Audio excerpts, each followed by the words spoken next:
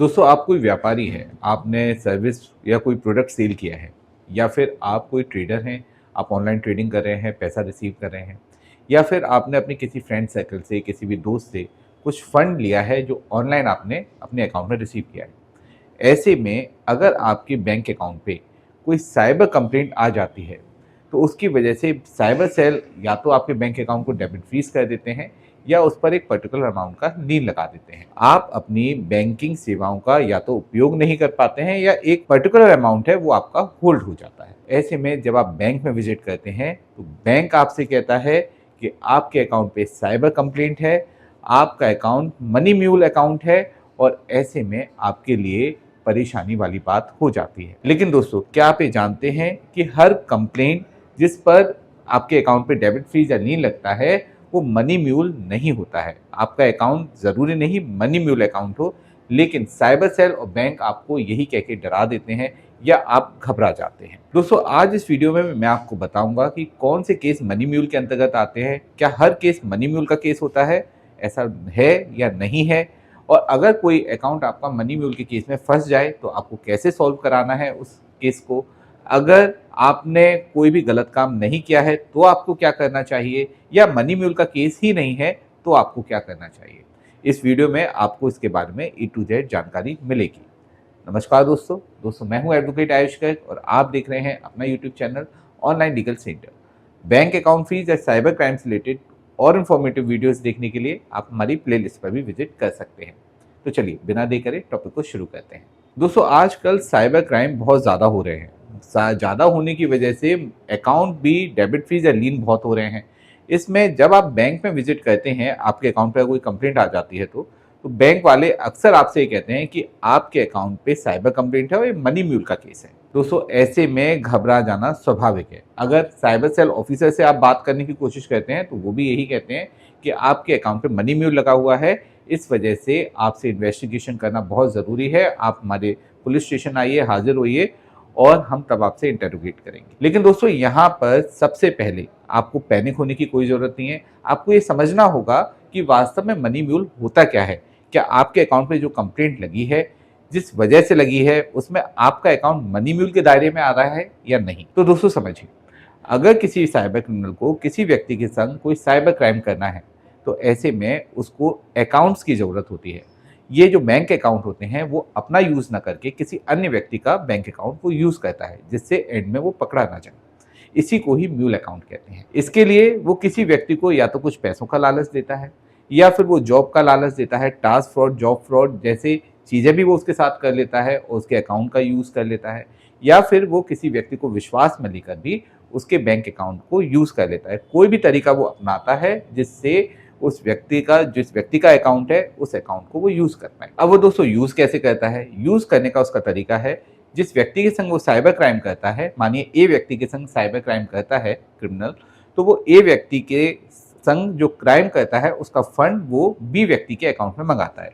B व्यक्ति mule account holder है, यानी वो व्यक्ति जिसको या तो पता है कि उसके अकाउंट में फंड आने वाला है तो ऐसे में उसको लालच दिया जाता है, या फिर उस व्यक्ति को मालूम ही नहीं होता कि उसके अकाउंट में कुछ ऐसा फंड आने वाला है, तो वो उसको संग धोखा करके या उसके संग कोई task fraud, job fraud, loan fraud करके उसके अकाउंट में वो फंड मंगवाता है। ये फंड जब बी व्यक्ति के अकाउंट में आ जाता है तो बी व्यक्ति से ये फंड वो सी व्यक्ति को ट्रांसफर करवा देता है। सी व्यक्ति या तो क्रिप्टो ट्रेडर हो सकता है या यूएसडीटी ट्रेडर हो सकता है। ज़्यादातर मामलों में ये वर्चुअल मनी ट्रेडर्स होते हैं, सी व्यक्ति, जिनको मालूम ही नहीं होता कि उनके अकाउंट में जो फंड आ रहा है वो साइबर क्राइम का है, और इसके वजह से वो फंड रिसीव करने के बाद या तो यूएसडीटी या फिर क्रिप्टो उस बी व्यक्ति के नाम रिलीज कर देते हैं, या फिर साइबर क्रिमिनल के नाम रिलीज कर देते हैं। दोस्तों, यहाँ साइबर क्रिमिनल का मेन उद्देश्य होता है इस फंड को ठिकाने लगाना, बी के अकाउंट से फंड आगे मार्केट में भेज देना और वहाँ से किसी भी तरीके से अपना मुनाफा लेके गायब हो जाना। यहाँ से वो बिल्कुल गायब हो जाते हैं, और ये फंड जब अन्य अकाउंट्स में जाता है, सी के अकाउंट से डी के अकाउंट में, डी ने सीई को दिया, हो सकता है उसने अपने कोई सर्विस लेने के लिए दिया हो, कोई प्रोडक्ट से परचेज किया हो, इस वजह से दिया हो, या फिर अपने फैमिली को उसने कोई भी पैसा आगे फॉरवर्ड किया हो, या उसने कोई लोन ले रखा हो, उसका लोन चुकाया हो, तो किसी भी तरीके से ये फंड आगे मार्केट में आता जाता है, और जिन जिन अकाउंट्स में फंड जाता है उन अकाउंट पे साइबर कंप्लेंट बनती जाती है और उनके अकाउंट डेबिट फ्रीज या लीन होते चले जाते हैं।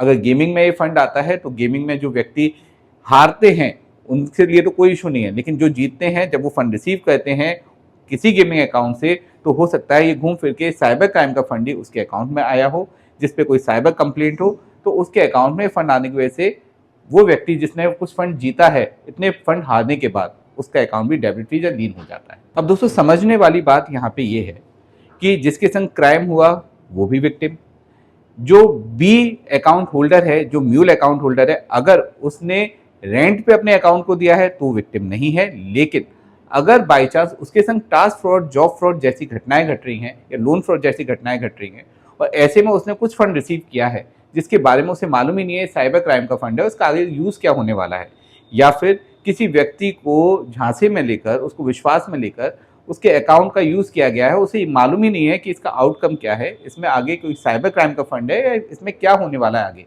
तो ऐसे व्यक्ति वास्तव में विक्टिम ही माने जाने चाहिए, न कि क्रिमिनल। तो दोस्तों इसका सॉल्यूशन क्या है? इसका सॉल्यूशन है कि आपको जब भी आपका बैंक अकाउंट का इस तरीके से यूज हो जाता है और आपको लगता है कि आपका बैंक अकाउंट म्यूल अकाउंट है, यानी आपके बैंक अकाउंट का किसी अन्य व्यक्ति ने साइबर क्राइम में यूज कर लिया है, तो आपको उसकी एक साइबर कंप्लेंट या एफआईआर कराना बहुत ज़्यादा ज़रूरी है उस व्यक्ति के खिलाफ जिसने धोखे से आपके अकाउंट को यूज़ किया है। इससे साइबर सेल को ये समझने में आसानी होती है कि आपने कोई भी गलत काम नहीं किया, ये म्यूल अकाउंट जो बनाया गया है ये आपकी न जानकारी में है और आपका इसमें कोई रोल नहीं है। ऐसे में आपको विक्टिम की तरह ट्रीट किया जा सकता है और आप बहुत कुछ सेफ हो सकते हैं। वहीं दोस्तों अगर कई बार आपके अकाउंट में डायरेक्ट फंड नहीं आता है, मतलब कंप्लेनेंट के अकाउंट से आपके अकाउंट में फंड नहीं आता है, तो ये अकाउंट म्यूल अकाउंट नहीं होते हैं।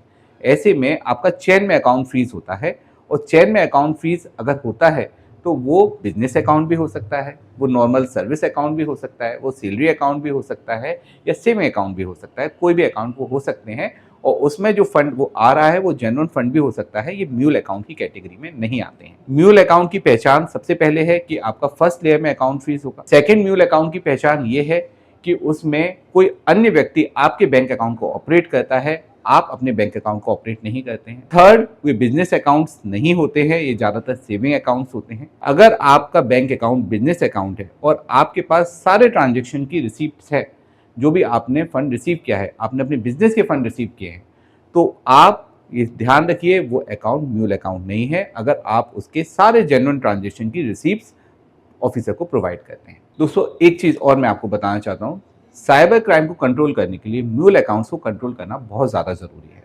इसलिए साइबर सेल हमेशा इस पे एक्शन लेते हैं, इस पे सख्त रहते हैं कि म्यूल अकाउंट को कैसे भी न्यूट्रलाइज किया जाए, म्यूल अकाउंट होल्डरों के माध्यम से उस मेन साइबर क्रिमिनल को पकड़ा जाए। ये साइबर सेल का हमेशा उद्देश्य रहता है। लेकिन अवेयरनेस की कमी की वजह से ज़्यादातर मामलों में ये देखा गया है कि आपके अकाउंट पे अगर चेन में भी अकाउंट फ्रीज होता है, फर्स्ट लेयर में नहीं चेन में भी फ्रीज होता है, तो आपके अकाउंट को म्यूल अकाउंट मान लिया जाता है। या फिर आपके बैंक अकाउंट पे मल्टीपल साइबर कंप्लेंट्स होती हैं तो भी आपके अकाउंट को म्यूल अकाउंट मान लिया जाता है। बैंक भी उसी तरीके से ट्रीट करता है, कई बार साइबर सेल भी उसी तरीके से ट्रीट करते हैं। तो यहाँ पे आपको अपनी बात रखना बहुत ज़्यादा ज़रूरी है। दोस्तों एक चीज़ मैं आपको और बताना चाहता हूँ, cyber complaint is not equal to FIR. अगर कोई साइबर कंप्लेंट आपके अकाउंट पे फाइल है तो वो एफआईआर नहीं होती है, उसको उस तरीके से ट्रीट नहीं किया जा सकता। साइबर कंप्लेंट आज की डेट में ऑनलाइन फंड अगर आप रिसीव कर रहे हैं तो होना स्वाभाविक है, नॉर्मल है, ये बिजनेस प्रैक्टिस है। इसी तरीके से अगर मल्टीपल साइबर कंप्लेंट्स आपके अकाउंट पे फाइल है तो भी आप कोई क्रिमिनल नहीं है, ये प्रूफ नहीं होता कि आप क्रिमिनल हैं। और ये भी प्रूफ नहीं होता कि आपके ऊपर मल्टीपल साइबर कंप्लेंट फाइल होना मतलब आपके ऊपर मल्टीपल एफआईआर होना है। तो इस चीज़ को हमेशा ध्यान रखिए। साइबर कंप्लेंट जब फाइल होती है, इवन एफआईआर ही अगर फाइल होती है तो वो इन्वेस्टिगेशन का पार्ट होती है। यहाँ पे साइबर कंप्लेंट फाइल है जो बहुत ही नॉर्मल तरीके से फाइल हो जाती है 1930 पे कॉल करके या cybercrime.gov.in पर विजिट करके भी कोई भी व्यक्ति किसी भी व्यक्ति के खिलाफ कभी भी फाइल कर सकता है। तो ऐसे में गलत कंप्लेंट फाइल होना भी बहुत ही नॉर्मल है। अगर आपके खिलाफ कोई साइबर कंप्लेंट फाइल होती है या फिर आपका अकाउंट चेन में फ्रीज होता है, मतलब second, third, fourth, fifth, six layer में अकाउंट आपका फ्रीज है, तो आपके खिलाफ जो साइबर कंप्लेंट फाइल है उससे रिलेटेड, ट्रांजेक्शन से रिलेटेड आप जेन्युइन जो भी आपके पास डॉक्यूमेंट्स हैं वो आप साइबर सेल में ज़रूर सबमिट करें। इससे आपको बिल्कुल बचत होगी, आप सेफ रहेंगे और आपको क्रिमिनल की तरह ट्रीट नहीं किया जाएगा। अगर ऑफिसर आपकी बात को नहीं समझ पाते हैं या फिर आपके डॉक्यूमेंट से वो संतुष्ट नहीं होते हैं और डॉक्यूमेंट रेलिवेंट हैं, जेन्युइन है, तो आप कोर्ट में भी जा सकते हैं। बैंक में जब आप विजिट करते हैं कोई साइबर कंप्लेंट होने पर, तो आप सिर्फ बैंक मैनेजर से ये पूछिए कि सर मेरा बैंक अकाउंट फ्रीज है, किस कंप्लेंट की वजह से फ्रीज है, क्या ट्रांजेक्शन है, आप मुझे कंप्लेंट की कॉपी प्रोवाइड कराएं। बैंक मैनेजर अगर आपसे मना करते हैं तो आप बैंक मैनेजर से कह सकते हैं कि साइबर सेल की तरफ से आपके पास जो नोटिस आता है 94 में 106 में, उसमें स्पष्ट होता है कि आप ये डिटेल्स हमको प्रोवाइड कराएं। अगर आप ये डिटेल्स हमको प्रोवाइड नहीं कराएंगे तो हम अपने आप रिप्रेजेंटेशन को कैसे साइबर सेल के सामने रख पाएंगे। अगर फिर भी बैंक मैनेजर आपको ये डिटेल्स नहीं देते हैं तो आप 1930 पे कॉल करके डिटेल ले सकते हैं या नज़दीकी साइबर सेल में विजिट करके ले सकते हैं। यहाँ घबराने की कोई ज़रूरत नहीं है। और कैसे भी अगर आपको डिटेल नहीं मिलती है तो आप हमारी हेल्पलाइन नंबर पे कॉल कर सकते हैं। हम ये डिटेल्स प्रोवाइड कराने में आपकी पूरी हेल्प करेंगे। एक बार दोस्तों, जब डिटेल्स मिल जाती हैं तो आपको साइबर सेल में एक रिप्रेजेंटेशन जरूर सबमिट करना चाहिए, जो एक रिटन एविडेंस बनता है जिसको कोई नकार नहीं सकता। कोर्ट में भी ये मान्य रहता है, जिससे ये पता चलता है कि आप साइबर सेल को कोऑपरेट कर रहे हैं, आपके पास पूरे रेलिवेंट डॉक्यूमेंट हैं आपके ट्रांजैक्शन से रिलेटेड, और आपके खिलाफ लीगल एक्शन लेना या गिरफ्तारी करना सही नहीं है। रिप्रेजेंटेशन सबमिट करने के बाद आप साइबर सेल में विजिट कर सकते हैं, आप ऑफिसर से बात कर सकते हैं, अपने रेलिवेंट डॉक्यूमेंट सबमिट करके अपने केस को क्लियर करा सकते हैं। अगर ऑफिसर को लगता है कि आपने गलत किया है तो आपके अकाउंट को अनफ्रीज नहीं करेंगे। अगर ऑफिसर आपके अकाउंट को अनफ्रीज नहीं करते हैं तो आप कोर्ट की हेल्प से भी अपने अकाउंट को अनफ्रीज करा सकते हैं। मनी म्यूल के केस में प्रक्रिया थोड़ी अलग हो जाती है। यहाँ पर आपको उस व्यक्ति के खिलाफ, जिस व्यक्ति ने आपके अकाउंट का मिसयूज किया है, आपको एक कंप्लेंट फाइल कराना ज़रूरी है।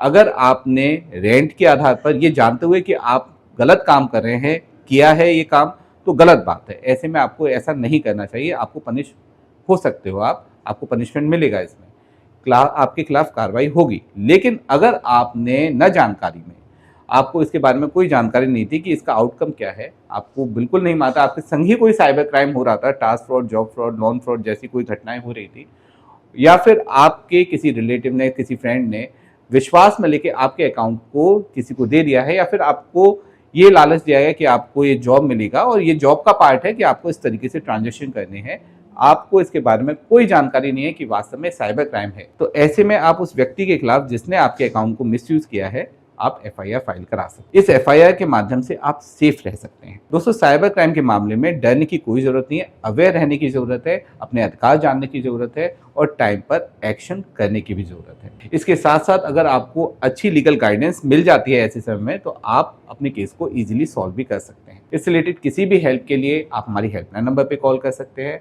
हम आपके साथ हैं, आपकी पूरी हेल्प करेंगे। कोई भी क्वेरी है, कोई भी समस्या है, तो हमसे आप डिस्कस कर सकते हैं। दोस्तों, अपने एडवोकेट भाइयों के लिए मैं एक बात और कहना चाहता हूँ कि अगर आप लोगों की हेल्प करना चाहते हैं, साइबर क्राइम के क्षेत्र में अवेयरनेस फैलाना चाहते हैं और कुछ अच्छा करना चाहते हैं, तो आप हमसे भी जुड़ सकते हैं। अगर आप अपने स्टेट की हाई कोर्ट में प्रैक्टिस करते हैं तो आप हमारे नीचे दिए गए नंबर पर कॉल कर सकते हैं। आप हमारे साथ जुड़ के अन्य लोगों की भी हेल्प कर सकते हैं। दोस्तों, वीडियो अच्छा लगा हो तो इसे लाइक, शेयर, कमेंट जरूर कीजिएगा। चैनल को अभी तक सब्सक्राइब नहीं किया है तो इसे सब्सक्राइब भी जरूर कर लीजिए, जिससे आपको ऐसे ही लेटेस्ट इन्फॉर्मेटिव वीडियोज़ के नोटिफिकेशंस मिलते रहेंगे और आप भी लीगली अपडेटेड रहेंगे। अंत में सतर्क रहें, अपने अधिकारों के लिए जागरूक रहें और ऑनलाइन लीगल सेंटर से जुड़े रहें। मिलते हैं अगले वीडियो में। जय हिंद।